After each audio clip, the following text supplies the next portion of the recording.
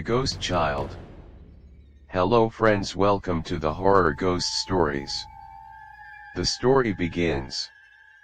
The Ghost Child is a chilling tale that begins with a family moving into an old, isolated house on the outskirts of town.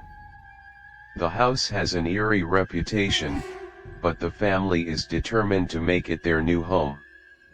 Soon after settling in, strange occurrences begin: whispers in the night, objects moving on their own, and unexplained cold spots.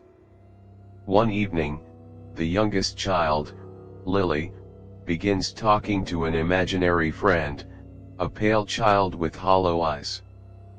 As the days pass, Lily becomes increasingly withdrawn and disturbed, speaking of dark secrets hidden in the house. The parents, desperate to understand what's happening, begin investigating the history of the home. They uncover a tragic story. Years ago, a child died in the house under mysterious circumstances, and it is believed that the spirit of that child haunts the place, looking for company. The parents try to protect Lily, but the ghostly presence grows stronger, manipulating Lily into doing dangerous things. One night, the family is terrorized by a violent manifestation of the spirit, with objects flying and eerie voices filling the air. The ghost child appears before them, revealing a twisted, tragic past and a desperate need for vengeance. In the climax, the family must confront the spirit's pain and try to free it before it consumes them all. The ending leaves a lingering sense of dread, as the ghost child's presence remains in the house, waiting for the next unsuspecting victim. The story of the ghost child deepens as the family struggles to cope with the increasingly horrifying events unfolding in their new home. As the haunting intensifies, Lily's behavior becomes more erratic. She speaks in voices not her own, her eyes growing darker, and she starts to draw unsettling images of the pale child. One night, Lily even disappears, only to be found standing motionless in the attic, staring at an old, dusty mirror where a shadowy figure can be seen lurking behind her. The parents, frantic and frightened, try to reach out for help, but no one seems to take them seriously. A local paranormal investigator is called in, and after performing a series of rituals to communicate with the spirit, they discover a terrifying truth. The ghost child, once a young girl named Clara, had been murdered in the very house by her own parents, who were driven mad by grief after their son had died in an accident. Clara's restless spirit, full of sorrow and rage, is bound to the house, seeking out new children to take her place. As the haunting becomes more malicious, the ghost child's power over Lily grows stronger. It begins to manipulate her actions, leading her to reenact the horrific events of Clara's death. In a frantic race against time, the parents uncover that the only way to stop the haunting is to perform a ritual to break the curse, but it involves a great sacrifice. One of them must willingly stay behind in the spirit's place. In a harrowing and heart-wrenching decision, the mother steps forward to offer herself in exchange for Lily's safety. As the ritual is performed, the house shakes violently, and the ghost child appears one last time, her sad, empty eyes locking with the mother's before the house falls silent. The haunting ceases, and the family finally escapes. But in the final scene, just as the family leaves the house behind, they pass by the ruins of a nearby cemetery. In the distance, a figure, a pale child with hollow eyes, can be seen standing near the grave of Clara, waiting for the next family to come. The shadow of the ghost child lingers, ensuring that the cycle of horror will continue. As the family leaves the house, the weight of their experiences follows them like an invisible burden. Though they manage to escape the immediate horror, the events they witnessed continue to haunt their minds. In the days following their departure, they try to resume their lives, but a chilling unease never leaves them. At night, the parents hear Lily talking to someone, but when they check her room, she is alone. The unsettling feeling of being watched grows stronger, and they begin to wonder if the curse truly ended, or if it had followed them.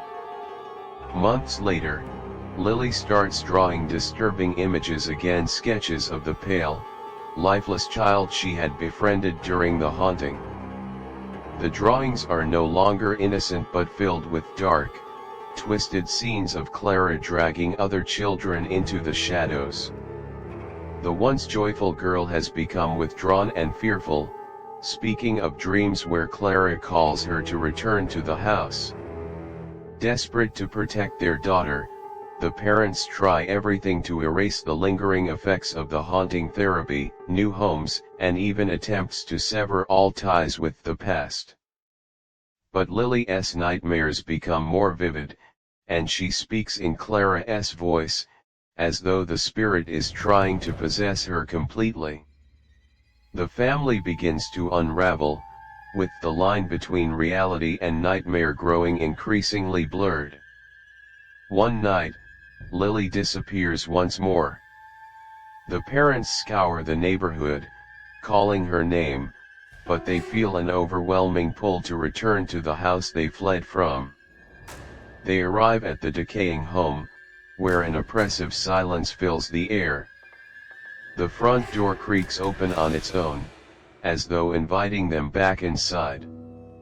They step in, and the air grows thick with the same cold presence that once haunted them. Inside, they find Lily standing in front of the mirror in the attic, her eyes empty, her face pale as death. The ghost child appears beside her, smiling with a cold, sinister grin, as if she's one. The parents are frozen in terror as Clara's spirit whispers, "She's mine now." The ritual they performed before had failed to fully sever the connection.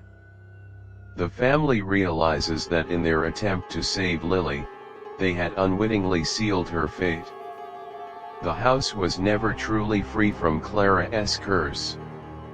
Desperate, the parents attempt to reverse the ritual, but it's too late.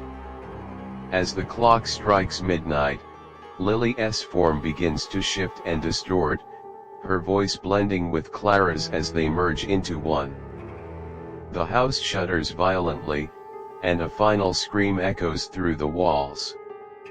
The family disappears, leaving only the remnants of their story to be whispered by those who still dare venture near the house.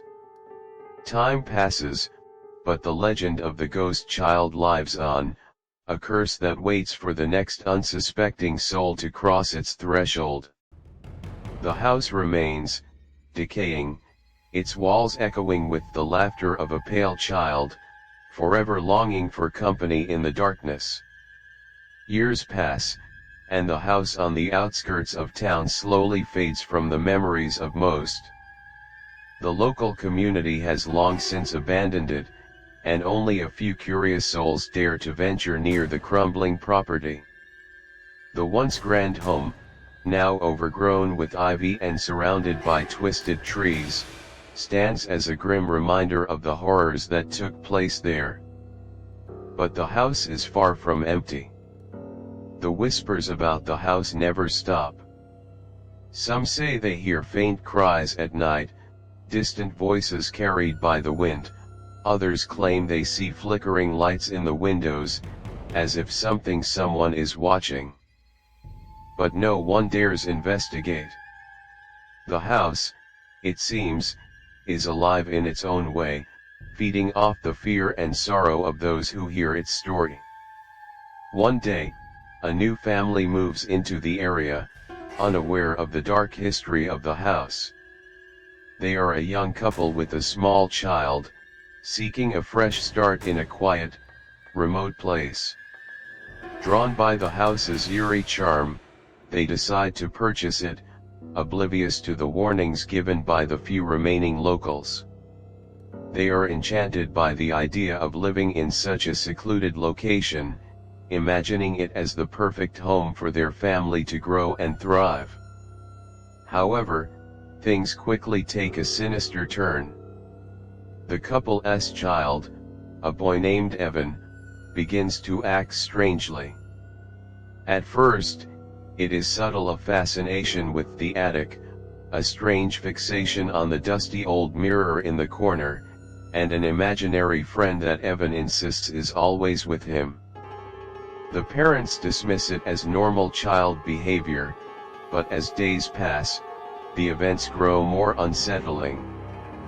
Evan speaks to the mirror, his voice changing into something deeper, darker. Sometimes, he would vanish for hours, only to be found wandering the overgrown grounds, staring at the decaying house with a look of longing in his eyes.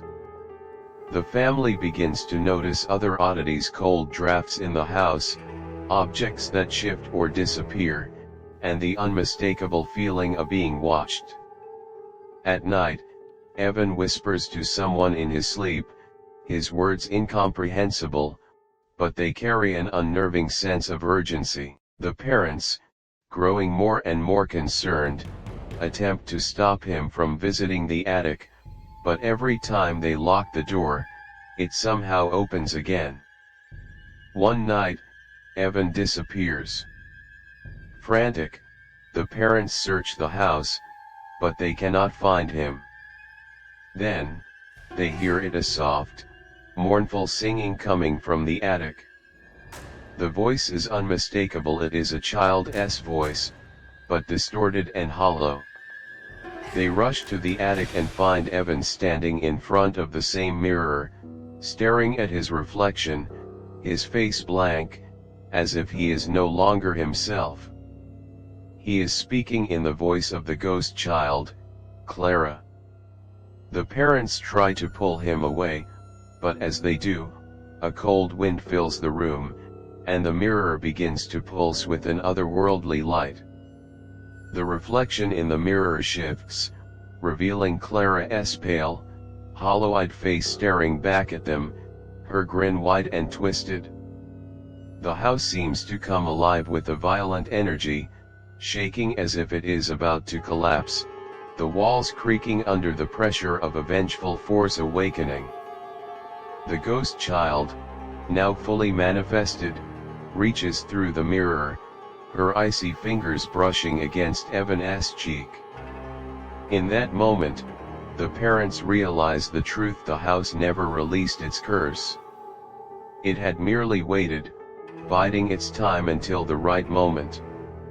Evan is no longer their son, he is a vessel for Clara's spirit, trapped in the same cycle of horror that has plagued the house for generations. Desperate, the parents attempt to break the curse once again, but it is too late. The house will not let them go. The ghost child has claimed another. As they try to flee, the house's walls close in, and the doors slam shut, trapping them inside. The house becomes a prison for the family, its new occupants forever bound to the twisted fate of those before them. The haunting continues, as the ghost child and her victims' voices echo through the walls, calling for new souls to feed the curse. The house, eternally cursed and alive with sorrow, waits patiently for the next family to step across its threshold, unaware of the nightmare that awaits. The cycle